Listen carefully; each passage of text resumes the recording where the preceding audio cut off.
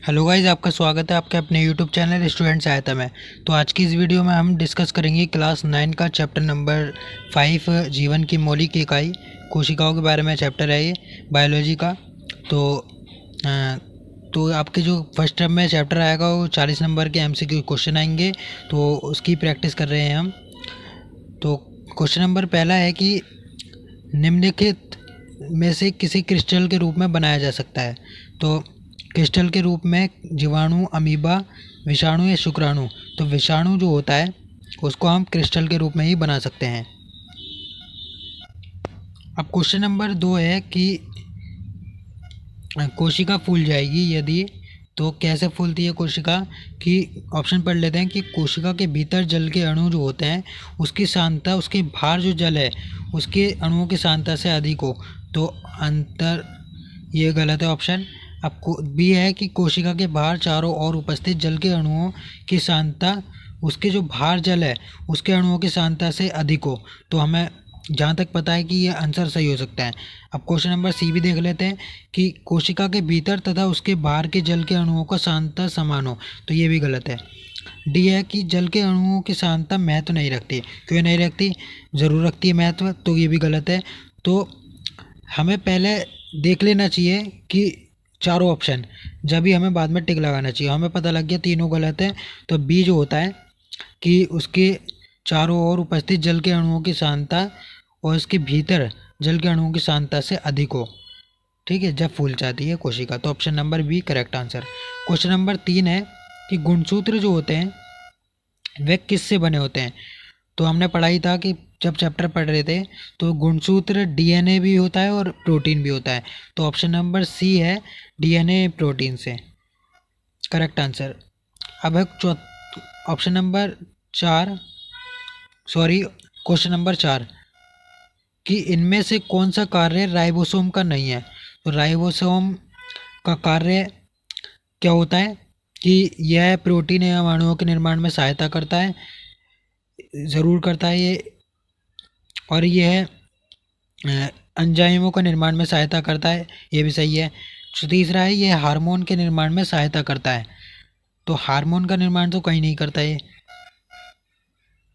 और यह हार्मोन के निर्माण, यह मंड यानी स्टार्च अणुओं के निर्माण में सहायता करता है। तो ये भी गलत है। तो ऑप्शन इसके ये भी करेक्ट है, सॉरी, ये भी करेक्ट है और ये भी करेक्ट है, ये गलत है। तो ऑप्शन नंबर जो सी है ये राइट आंसर है, यानी तीसरा और चौथा, ये हार्मोन का निर्माण में सहायता नहीं करता और ये स्टार्च के अणुओं में निर्माण में सहायता नहीं करता। अब क्वेश्चन नंबर 5 है। तो आपको मैं ट्रिक बता दूं ये एमसीक्यू क्वेश्चन की, कि आप पहले क्वेश्चन पढ़ें कि इसमें इनमें से किसका संबंध अंतर्द्रव्य जालिका जो होती है उससे नहीं है। इसमें आप कंफ्यूज ना हो जाएं कि है या नहीं है। तो यहाँ पे नहीं है लिखा है। तो आप क्वेश्चन समझे पहले और फिर उसके ऑप्शन देखें। जो गलत दिख रहा है आप उसके आगे टिक लगा लें कि ये गलत है, ठीक है। जैसे यह केंद्रक एवं कोशिका द्रव्य के बीच प्रोटीन के लिए अभिगमन चैनल की तरह कार्य करता है। तो ये तो सही है, लेकिन उन्होंने बोला नहीं है, तो ये गलत है। अब यह कोशिका द्रव्य के विभिन्न क्षेत्रों के बीच पदार्थों को पहुंचाता है। तो ये भी सही है, तो ये भी नहीं है। अब सी है, यह ऊर्जा उत्पादन का एक स्थल हो सकती है। तो ऊर्जा उत्पादन तो होती नहीं है, तो अभी इसे छोड़ देंगे। तो डी देखते हैं, यह कोशिका की कुछ जैविक रासायनिक क्रियाओं का स्थल हो सकती है। तो ये भी सही है, तो इस पे भी गलत कर देंगे। तो आपके तीनों गलत हो गए। अब आपका जो बचा है वही आपका करेक्ट आंसर होगा, ठीक है। यह ऊर्जा उत्पादन का स्थल हो सकती है, तो ये नहीं है इसका, ये आंसर है इसका, ये ऊर्जा उत्पादन का स्थल होती नहीं है, ठीक है। चलो क्वेश्चन नंबर 6 पर चलते हैं। तो क्वेश्चन नंबर 6 है कि परासरण की कुछ परिभाषाएं नीचे दे रखी हैं। तो ये 4 परासरण की परिभाषाएं दे रखी हैं, ठीक है। तो इन्हें सावधानी से पढ़िए और सही परिभाषा चुनिए। तो हमें परासरण की परिभाषा पहले आनी चाहिए कि परासरण की परिभाषा क्या होती है। तो हमें चैप्टर रीड करना होगा। तो परासरण की परिभाषा होती है कि जल के अणुओं का अधिक सांद्रता वाले क्षेत्र से निम्न सांद्रता वाले क्षेत्र की ओर जाना, यानी गति करना। तो इसकी परासरण की परिभाषा होती है। तो कौन सा सही आंसर है वो देख लेते हैं। तो वही ट्रिक अपनाएंगे कि अर्धपराग में झिल्ली से होकर जल के अणुओं का अधिक सांद्रता क्षेत्र से निम्न सांद्रता वाले क्षेत्र की ओर जाना। तो हम इसे छोड़ देंगे, अभी हमें लग रहा है कि आंसर हो सकता है।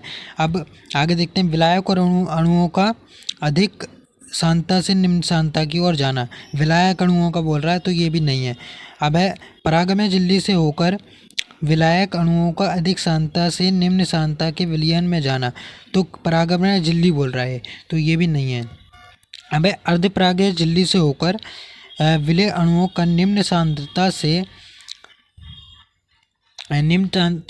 से विलयन से अधिक सांद्रता वाले विलयन की ओर जाना, तो ये भी गलत है। सही आंसर इसका है कि जल के अणुओं का, ये लिखा है ना, जल के अणुओं का अधिक सांद्रता वाले क्षेत्र से निम्न सांद्रता की ओर गति करना।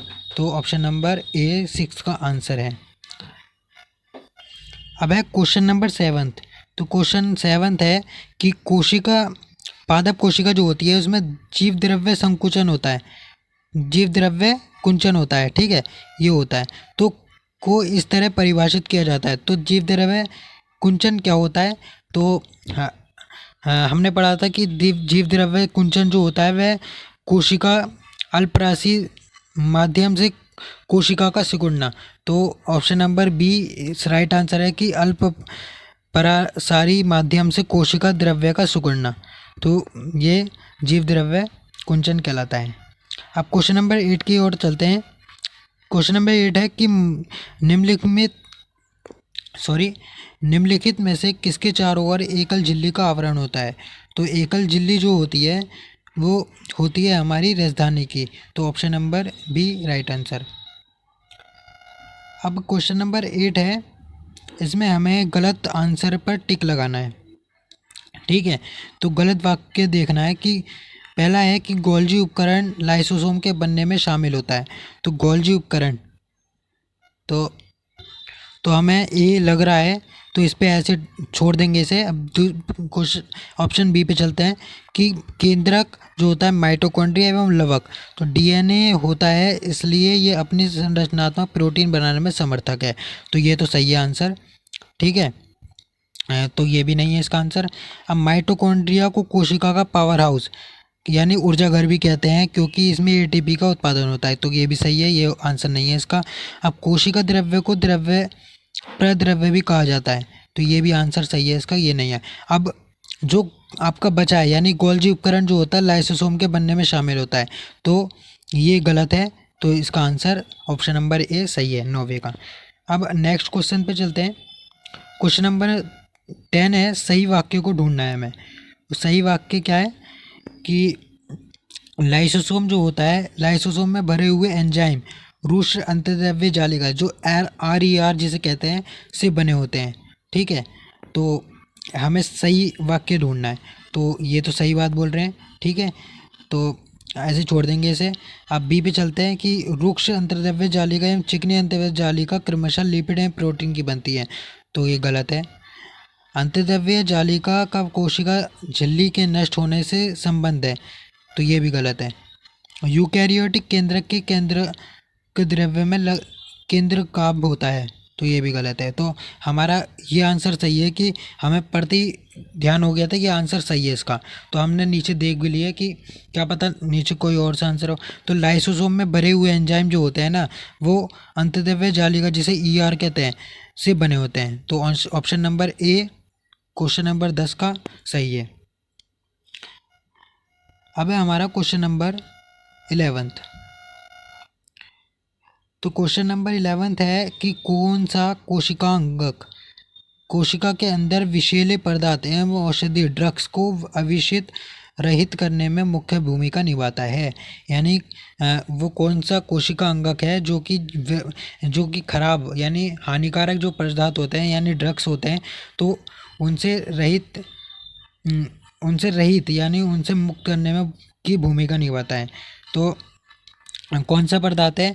तो हमने पढ़ा था कि चिकनी अंतर्द्रव्य जालिका जो होती है वो ड्रग्स से रहित करने में भूमिका निभाती है, तो चिकनी द्रव्य जालिका है ऑप्शन नंबर सी 11 का।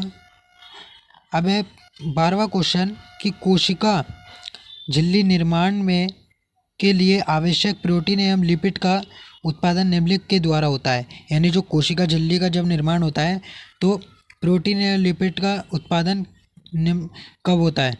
तो ऑप्शन दे रखे हैं, रुक्ष अंतर्द्रव्य जालिका या गोल्जी उपकरण, कोशिका झिल्ली या माइटोकॉन्ड्रिया। तो इसका आंसर है कि रुक्ष अंतर्द्रव्य जालिका में होता है, ऑप्शन नंबर ए। अब है क्वेश्चन नंबर 13 कि प्रोकैरियोटिक का अपरिभाषित केंद्रक क्षेत्र कहलाता है। जो प्रोकैरियोटिक होती है कोशिका, यूकैरियोटिक, प्रोकैरियोटिक, जिसमें प्रोकैरियोटिक का अपरिभाषित क्षेत्र केंद्रक क्षेत्र कहलाता है। तो जो अपरिभाषित होता है केंद्रक, केंद्रिका, न्यूक्लिक अम्ल या केंद्रकाभ। तो केंद्रकाभ पढ़ा था हमें, जो अपरिभाषित केंद्रक क्षेत्र कहलाता है, ऑप्शन नंबर डी। ठीक है। क्वेश्चन नंबर 14 है यानी 14 कि कोशिका अंगक जो सरल शर्करा को जटिल शर्करा में बदलने में शामिल है। कौन सा कोशिका अंगक है जो सरल शर्करा को जटिल शर्करा में बदल देता है? तो ऑप्शन दे रखे हैं, अंतर्द्रव्य जालिका, अंतर्द्रव्य जालिका होती नहीं है, लाइसोसोम, राइबोसोम नहीं, लवक, तो ये भी गलत है। गोल्जी उपकरण होता है, तो गोल्जी उपकरण, यस, गोल्जी उपकरण कोशिका अंगक को सरल, वो कोशिका अंगक, ये जो गोल्जी उपकरण है वह सरल शर्करा को जटिल शर्करा में बदल देता है। तो ऑप्शन नंबर डी इसका राइट आंसर है। ठीक है। अब जैसे मैं क्वेश्चन पढ़ रहा हूँ तो आप भी ट्राई करें कि क्वेश्चन से आप आंसर दें। ठीक है। तो नेक्स्ट क्वेश्चन है क्वेश्चन नंबर 15। क्वेश्चन नंबर 15 है कि निम्नलिखित में से कौन सा राजधानी का कार्य नहीं है? तो राजधानी का कार्य नहीं है, इसमें ये ढूंढना है। तो संग्रहण, कोशिका को स्फीति एवं दृढ़ता प्रदान करना और अपशिष्ट उत्सर्जन, तो ये तो तीनों हैं इसके। अब ये बोला है कि नहीं है, तो गमन करना इसका कार्य नहीं है, तो option number D right answer. Question number 16 है कि अमीबा जो होता है वह जिस प्रक्रिया के द्वारा भोजन प्राप्त करता है वह कहलाती है। तो अमीबा जो होता है एक कोशिक जीव है, तो ये किस प्रक्रिया के द्वारा भोजन प्राप्त करता है? तो ये बहिकोशिकता, अंतकोशिकता, प्रद्रव्यलयन या बहिकोशिकता एवं अंतकोशिकता दोनों। तो अमीबा जो होता है वह अंतकोशिकता यानी ऑप्शन नंबर बी जो है राइट आंसर, तो इसके द्वारा अपना भोजन प्राप्त करता है। नेक्स्ट क्वेश्चन है क्वेश्चन नंबर 17। इसका क्वेश्चन है कि निम्न में से किसकी कोशिका भित्ति सेल्यूलोज से बनी होती है? तो आपने पढ़ा था कि जो सेल्यूलोज से बनी होती है वह जीवाणु की कोशिका भित्ति होती है, तो option number A right answer. तो जीवाणु की कोशिका भित्ति सेल्यूलोज की बनी होती है। नेक्स्ट क्वेश्चन पे चलते हैं, क्वेश्चन नंबर 18। तो क्वेश्चन नंबर 18 है कि सिल्वर जो होता है नाइट्रेट का घोल किसी एक के अध्ययन में इस्तेमाल किया होता है। तो सिल्वर जो नाइट्रेट का विलयन जो होता है वह किसके अध्ययन में इस्तेमाल किया जाता है? तो ऑप्शन दे रखे हैं, ए है कि अंतर्द्रव्य जालिका, बी है गोल्जी उपकरण, सी है केंद्रक या माइटोकॉन्ड्रिया। तो हमें पता है कि गोल्जी उपकरण जो होता है इसमें सिल्वर नाइट्रेट का घोल के अध्ययन में इस्तेमाल होता है। तो नेक्स्ट क्वेश्चन है आपका 19वां। तो 19वां क्वेश्चन है कि केंद्रक के अलावा यह अंगक जिसमें डीएनए होता है, तो वह अंगक जिसमें डीएनए यानी डीऑक्सीराइबो न्यूक्लिक एसिड होता है। तो ऑप्शन दे रखे अंतर्द्रव्य जालिका, अंतर्द्रव्य जालिका में होता ही नहीं है, गोल्जी उपकरण में भी नहीं होता, माइटोकॉन्ड्रिया या लाइसोसोम। तो लाइसोसोम में भी नहीं होता है, माइटोकॉन्ड्रिया जो होता है उसमें डीएनए होता है। नेक्स्ट क्वेश्चन है यानी और आखिरी क्वेश्चन भी है कि 20वां। तो निम्नलिखित में से किसको कोशिका की रसोइया कहा जाता है? रसोई यानी नीचे ऑप्शन दे रखे हैं, माइटोकॉन्ड्रिया एक ऑप्शन, बी ऑप्शन है अंतर्द्रव्य जालिका, सी है हरित लवक या डी है गोल्जी उपकरण। तो हमें पता ही है कि हरित लवक जो होता है उसको हम कोशिका का रसोई कहते हैं। तो आपके ये एमसीक्यू क्वेश्चन थे 20, जो कि हमने पूरे कर लिए हैं 15 मिनट में। तो ये जो 1 नंबर के एमसीक्यूज होते हैं, तो आपको यही इतना करना है कि आपको एक क्वेश्चन जो होता है वो 1 मिनट में कंप्लीट कर लेना है, जिससे कि आपका टाइम भी बचे और आप से कोई गलती भी नहीं हो, अच्छे नंबर भी आए। तो गाइज़, आपको ये वीडियो अच्छी लगी हो तो लाइक करें, शेयर करें, हमारे चैनल को सब्सक्राइब कर दें, ताकि आपको 9वीं क्लास से रिलेटेड वीडियो मिलती रहे। Thank you.